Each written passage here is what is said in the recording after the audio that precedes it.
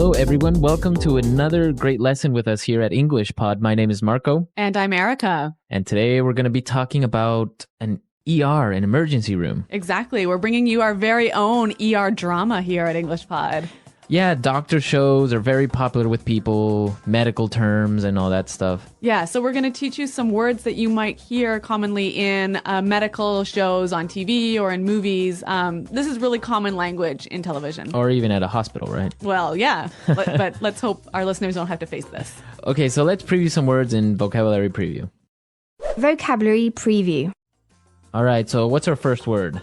Okay, the first word is CPR. CPR. CPR. So that's pretty easy. What does that mean? Well, it's short for cardiopulmonary resuscitation. Okay. If that means anything to you. Well, cardio is related to the heart. Uh-huh. Pulmonary refers to the lungs. Yep. Resuscitation means to come back to life. Yes. So basically CPR is, you know when someone stops breathing, you put your mouth on their mouth and you breathe inside their lungs? Okay, to give them air. Yeah. Oh, okay. So CPR. That's CPR. Okay. So let's take a look at our next word. BP. BP. So BP is short for Blood pressure. blood pressure. That's Yeah. just the way that doctors use it in the emergency room. Exactly. Pretty simple. Okay, so blood pressure. And our last word, acute respiratory failure. Acute respiratory failure. So what is that exactly? That sounds complicated. Basically, it's really serious that you stop breathing. You stop breathing. Yeah. Okay. So if you go into acute respiratory failure, then the doctor or somebody has to perform CPR. Right. All right, cool. Okay, so we've previewed these three great words. Now let's listen to our dialogue for the first time. It's going to be really fast and you're going to have a lot of drama in it, so don't worry if you don't understand everything. Yeah, we're going to come back and teach you some of the important language.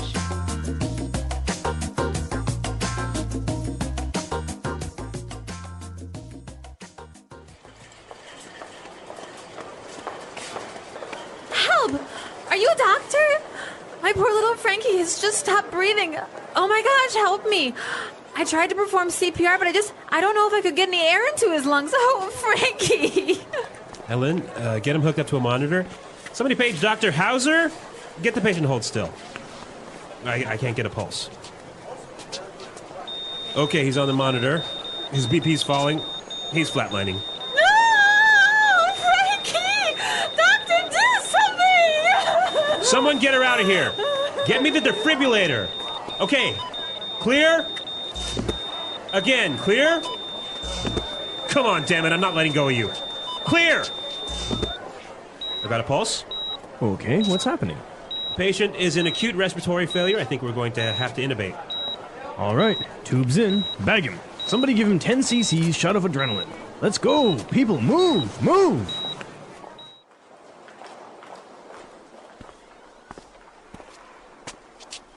Doctor, oh, thank God. How is he? We've managed to stabilize Frankie, but he's not out of the woods yet. He's still in critical condition. We're moving him to intensive care, but... Doctor, just do whatever it takes. I just want my little Frankie to be okay. I couldn't imagine life without my little hamster.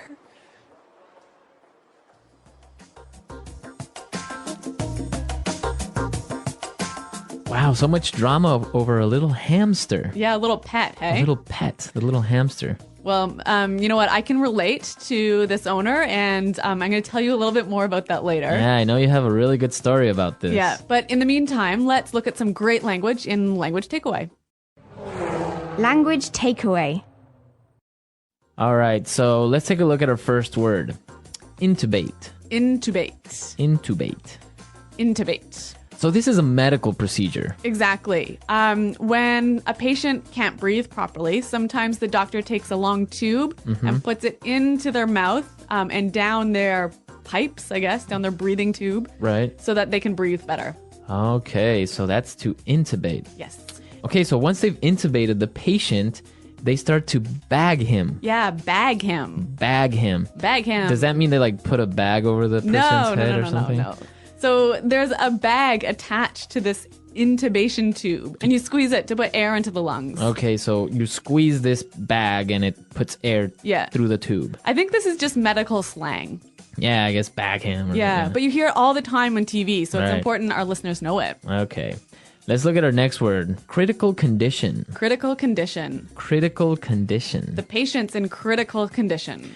This condition means it's serious. Right. If a patient is in critical condition, they're either really, really hurt or really, really sick, and they could die pretty soon. Okay. So you don't want to be in critical condition. No. Let's take a look at our next word. Stabilize. Stabilize. Stabilize. Stabilize. So when the doctors stabilize a patient, they take that patient out of danger. Exactly. When a patient is stabilized, they probably won't die in 5 minutes. Okay. But they could still be really sick. They could be in critical condition, right? But it's under control. Exactly. Okay. Yeah. Stabilize. Let's look at our last word. ICU. ICU. ICU. Intensive care unit. Okay, that's what it means. Intensive care unit. Yep. So that's the place where patients who are in critical condition are taken. Right. So what's the difference between an ICU and a regular room? Well, I don't know. I've never been in one. But I think like patients are monitored regularly. And I think there's, maybe there are more nurses and fewer patients. There's just a higher level of care. A higher level of care. Yeah. Okay. Okay, so it's time for us to listen to our dialogue again. Now try to catch all of these medical terms that we've just talked about, and then we'll come back and explain a few phrases. Help! Are you a doctor? My poor little Frankie has just stopped breathing. Oh my gosh, help me.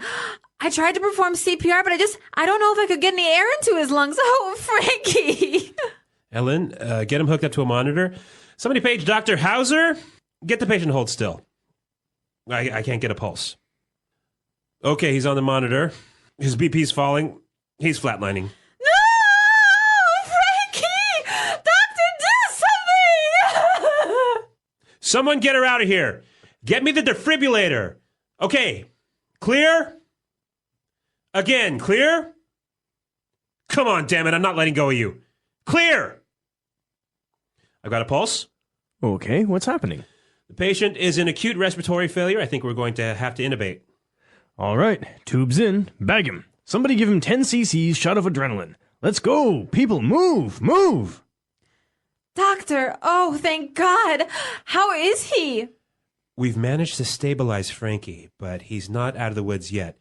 He's still in critical condition. We're moving him to intensive care, but... Doctor, just do whatever it takes. I just want my little Frankie to be okay. I couldn't imagine life without my little hamster. Okay, so there are some really good phrasal verbs in this dialogue. Yeah, a couple of good phrasal verbs. Okay, so let's take a look at these phrasal verbs in putting it together. Putting it together. All right, so what's our first phrasal verb today? Hook up. Hook up. Hook up. So to hook up. So when we talk about hooking something up, we are usually talking about electronics, right, Marco? Yeah, you usually hook up your TV or Yeah. your computer. Yeah. So why don't we listen to some examples of how we would use hook up? Example 1. I finally got a Nintendo Wii. Come on, help me hook it up to the TV. Example 2. I don't know how to hook up this new DVD player. Can you help me? Example 3. I just hooked up my new HD TV. Want to come over and watch a movie? Great. So you can see that there are a few different variations of this pattern here with the word hook up because it's a phrasal verb. Exactly. And I think the same patterns can apply to our next phrasal verb. Hold still. Hold still. Hold still. Hold still. So the doctor needed the patient to hold still. Right. To stop moving. Stop moving, exactly. Okay, let's listen to some more examples of hold still because, again, it's a really great phrasal verb that you can change up a little bit. Example 1. If you don't hold still, I can't see if you have something in your eye.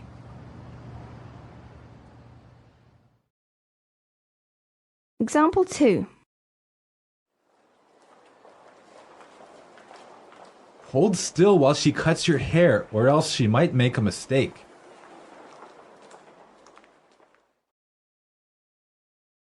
Example 3.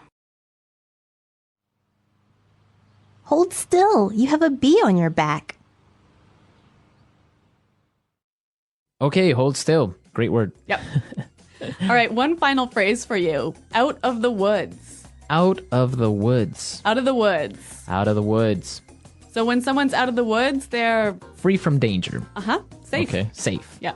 I guess it's kind of a saying. Yeah. Like, I'm out of the woods. Yeah. I'm Yeah. free. I'm safe. I guess there are two variants of this phrase. We can say, I'm out of the woods, or we're out of the woods, or I guess we're not out of the woods yet. Uh-huh. Yep. So, okay. Out of the woods. Mm-hmm. Okay, so now it's time for us to listen to our dialogue again. And when we come back, Erica's going to tell us about her ER story.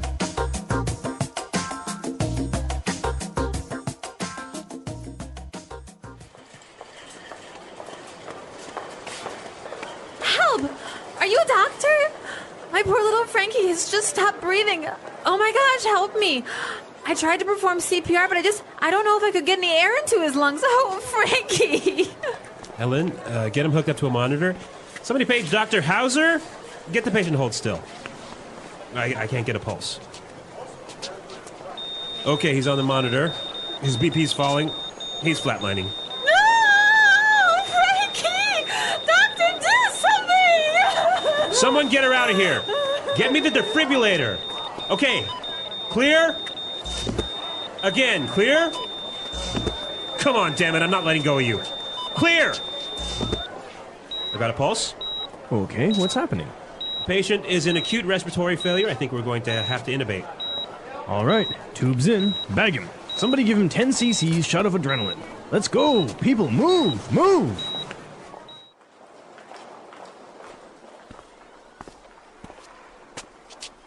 Doctor, oh, thank God. How is he? We've managed to stabilize Frankie, but he's not out of the woods yet.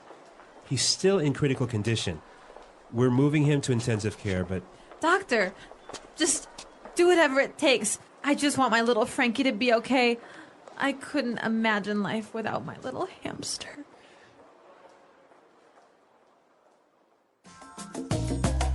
Okay, Erica, so what happened? What emergency did you have? Well, it was with my cat. Your cat. Yes, I had some people over for dinner, and it was maybe 1:30 in the morning, and I went downstairs to let them out and show them where the taxis were. And then I came up and I saw that the cat was gone, and it turned out that the cat fell out of the window.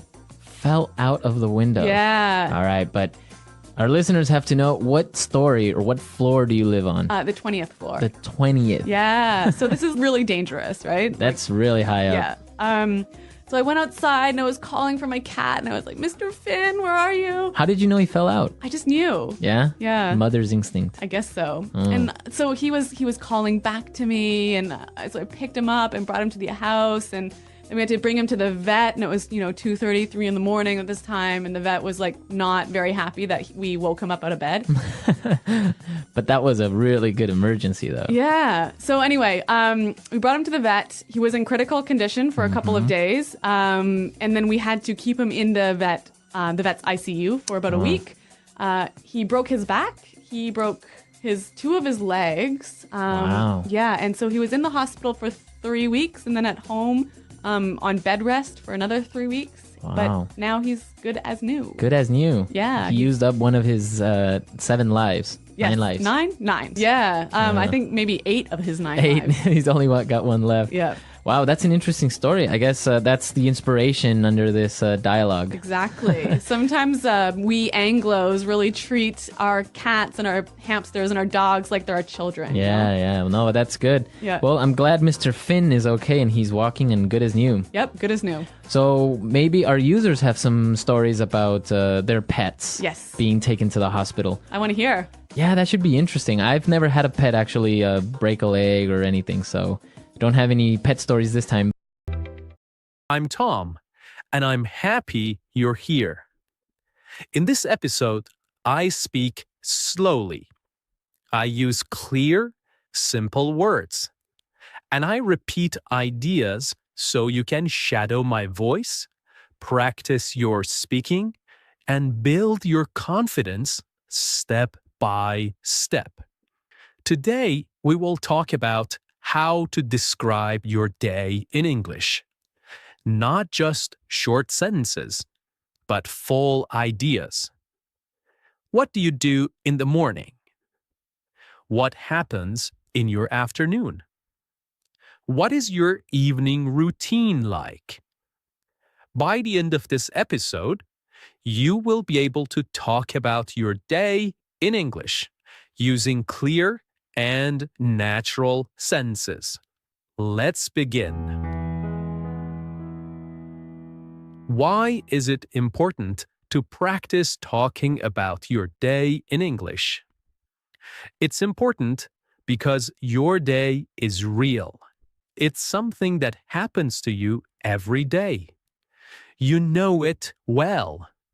You don't need to search for words or ideas. You don't need to talk about history, science, or politics. You just need to talk about your life.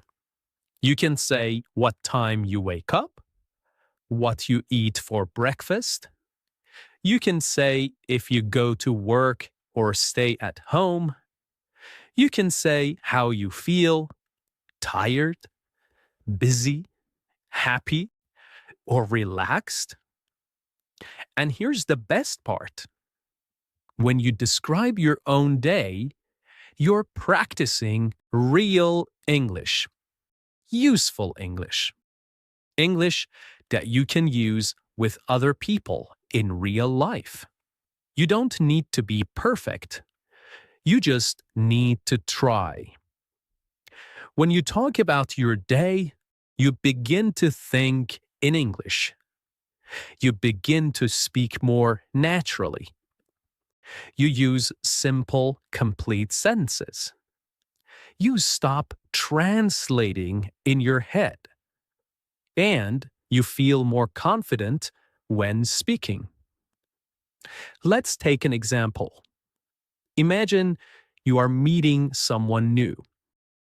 They ask, "What did you do today?" What did you do today? If you've practiced talking about your day before, you can answer. You can say, "I woke up at 7. I went to work. I had coffee and answered emails. In the evening, I made dinner and watched TV." Now, that's a full conversation. That's real communication. And that is your goal. Even if you are alone, even if you're not in an English class, even if you are shy, you can still practice speaking English by talking about your day. So, whenever you don't know what to say, start with something simple. What did I do today? What time did I wake up?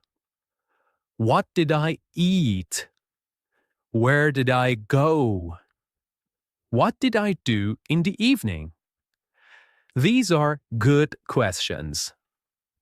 They help you remember vocabulary. They help you build strong English habits. They help you think in full sentences without stress. You can do this in the morning to talk about yesterday. You can do this in the evening to review today. You can even record yourself and listen back. The key is to keep it simple. Use the English you know. Don't worry about mistakes. Just speak. And the more you practice, the easier it becomes. One sentence today, 2 sentences tomorrow, a whole story next week. So today, Let's build that skill together, step by step, word by word, one real sentence at a time. Okay, let's start at the beginning of the day, the morning. Morning is a very important part of your day. It sets the mood. It gives you energy. And it's a perfect time to speak and think in English, even for a few minutes. Now, let's practice some simple morning sentences together. Repeat each one slowly, just like shadowing. Let's go. I usually wake up at 7 o'clock. Now you repeat. Sometimes I wake up earlier, around 6:30, when I have a lot to do. Now you repeat. If I sleep late, I feel tired the next morning. I stay in bed for a few minutes and think about my day.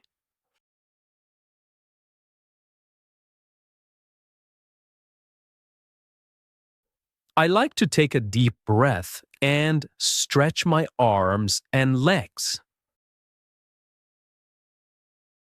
Then I sit up slowly and get out of bed. I walk to the bathroom and brush my teeth.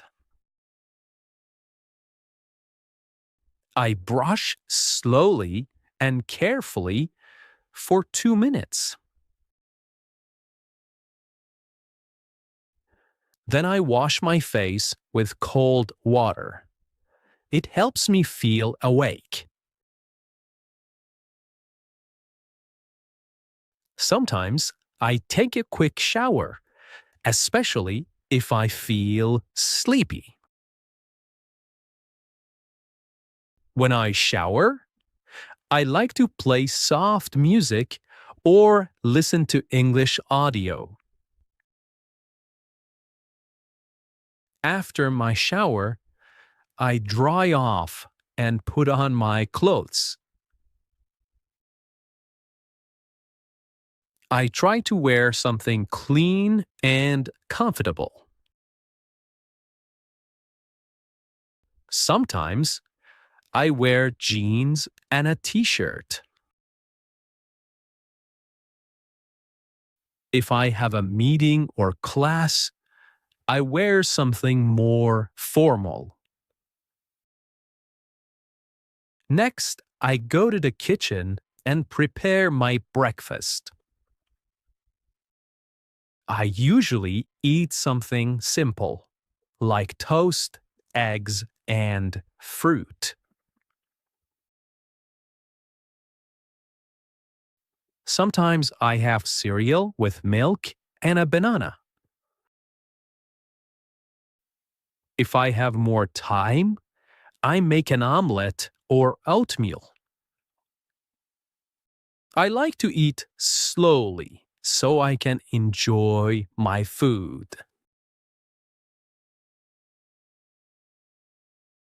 I drink coffee most mornings. Sometimes I drink green tea because it feels light and fresh. While eating, I sometimes watch a short video or check the news. Other days, I just enjoy the quiet and listen to birds outside. Before I leave the house, I check my phone. I look at the time and read my messages. I check my calendar to see if I have any meetings or appointments. I pack my bag with everything I need: my phone, notebook, keys, and water bottle.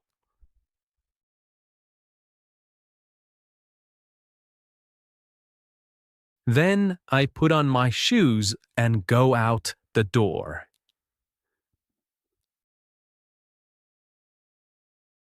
Okay, let's shadow a story. My morning routine. In this part, I will tell you a short story about my morning.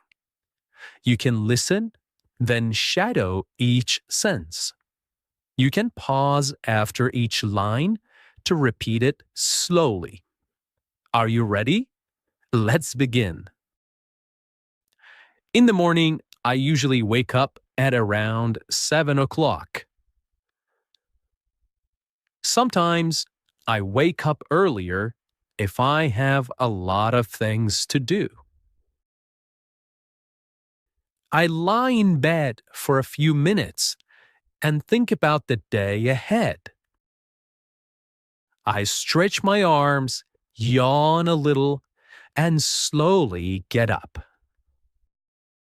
Then I walk to the bathroom and brush my teeth for 2 full minutes.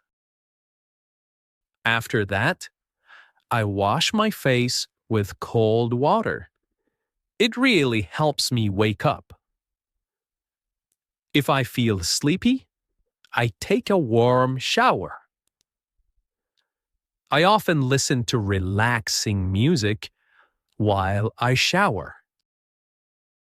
It helps me feel more calm and focused. After the shower, I put on clean clothes and check my hair in the mirror. Next, I go into the kitchen and start making breakfast.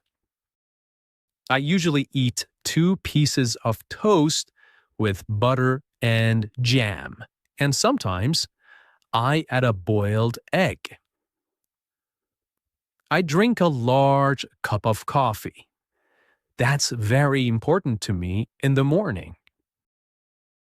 While eating, I sit by the window and look outside. Sometimes I hear birds singing, and I enjoy the peaceful moment. Before I leave the house, I check my phone. I look at the time, my to-do list, and my schedule for the day. Then I prepare my bag. I make sure I have everything: my phone, my wallet, my notebook, and sometimes a snack. Finally, I put on my jacket and shoes, open the door, and step outside to begin my day.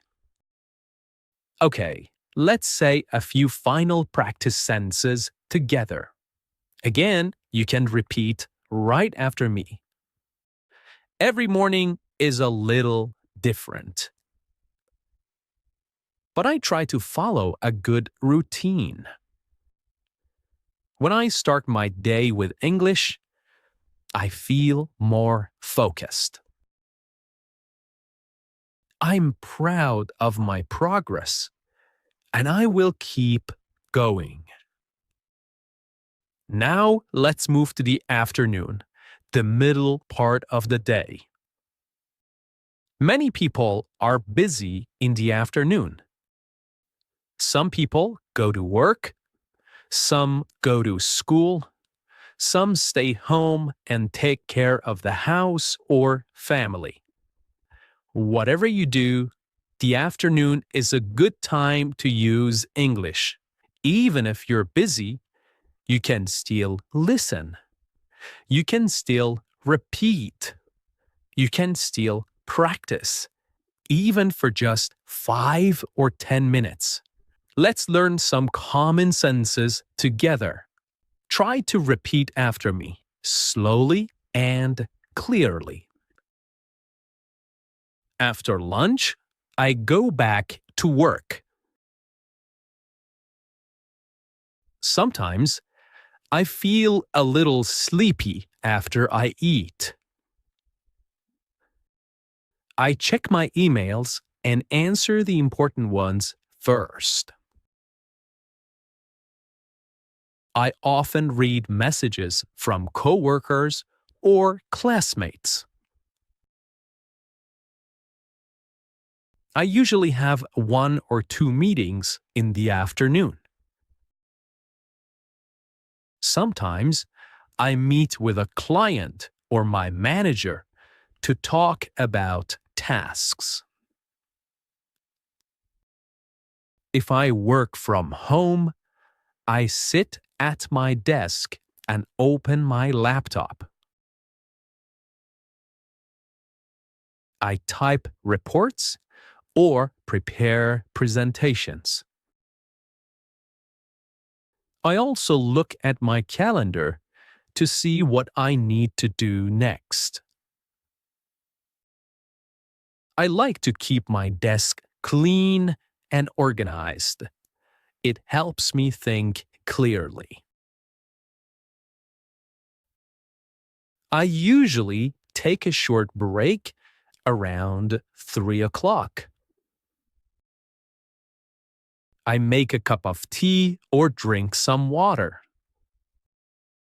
Sometimes I eat a small snack, like fruit or a biscuit. If I have time, I go for a short walk to get fresh air. Even 10 minutes outside helps me feel better. If the weather is nice, I walk around the block or sit in the sun. When I have free time in the afternoon, I study English. Sometimes I listen to a podcast while I take a walk.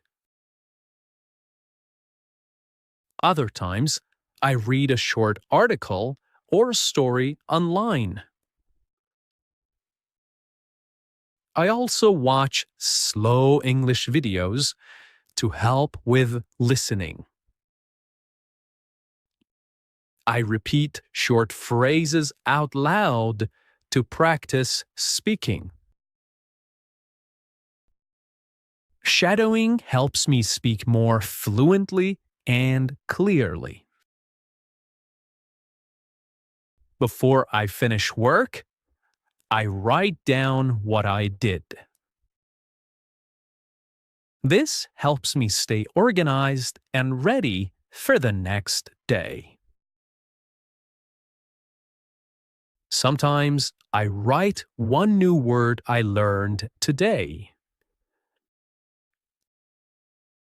I like to review my English notebook before I stop for the day. I will now tell you a story about my afternoon. You can listen, pause, and repeat after me.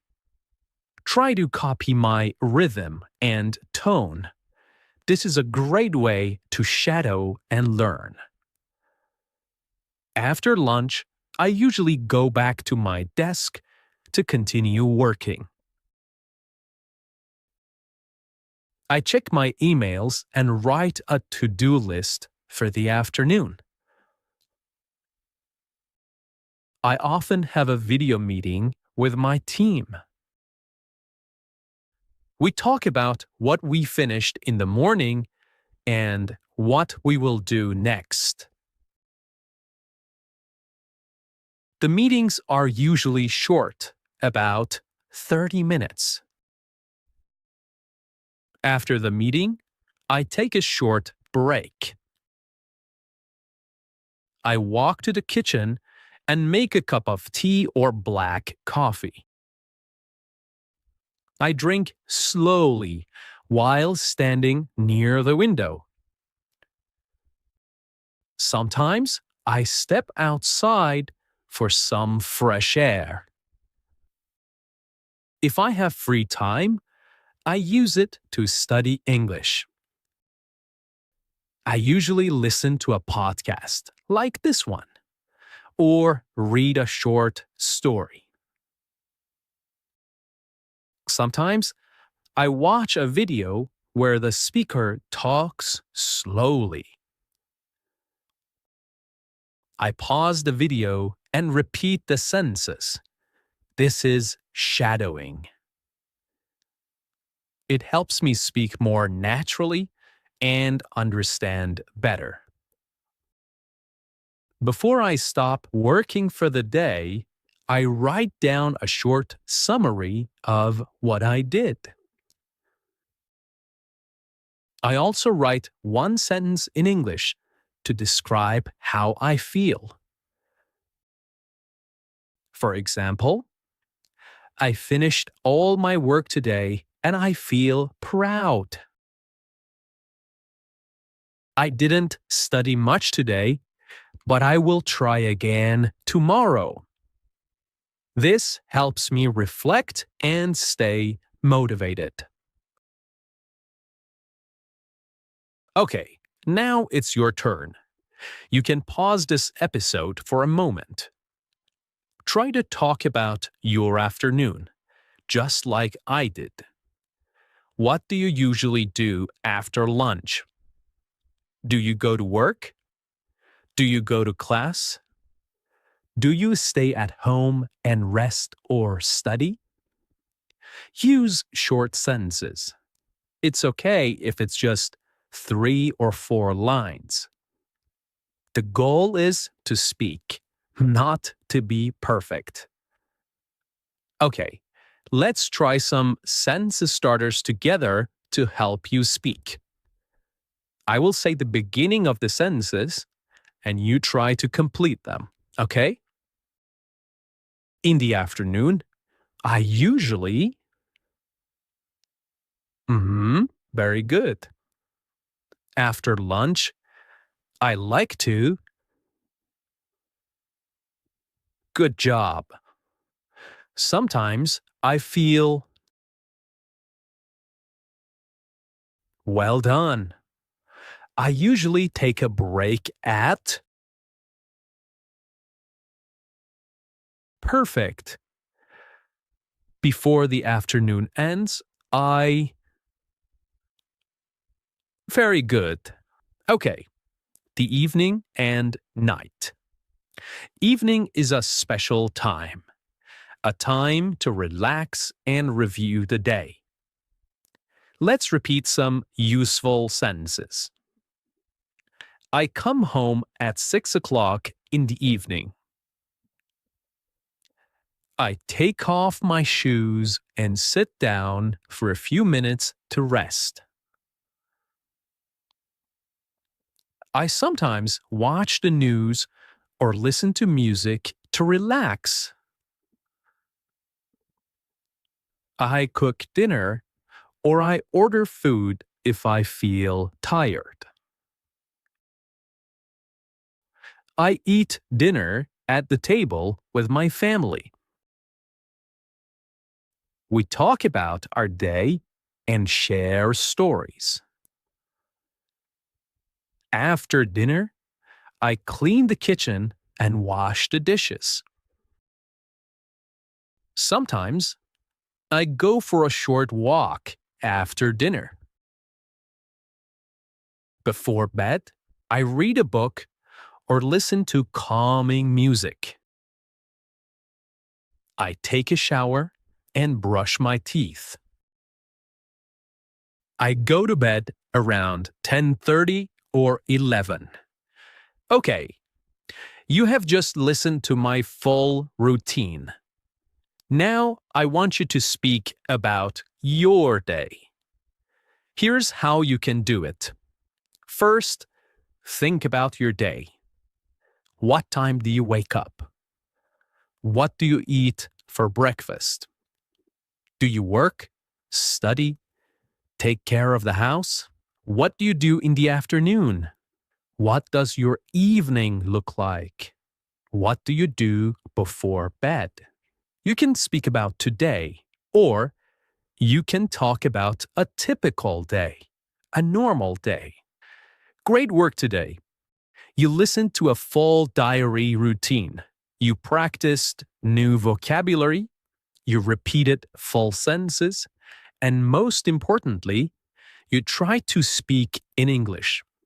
This is real progress. You're not just studying English. You are using English. You are living in English, one sentence at a time. Keep building your confidence. Keep practicing your daily routine until it feels easy.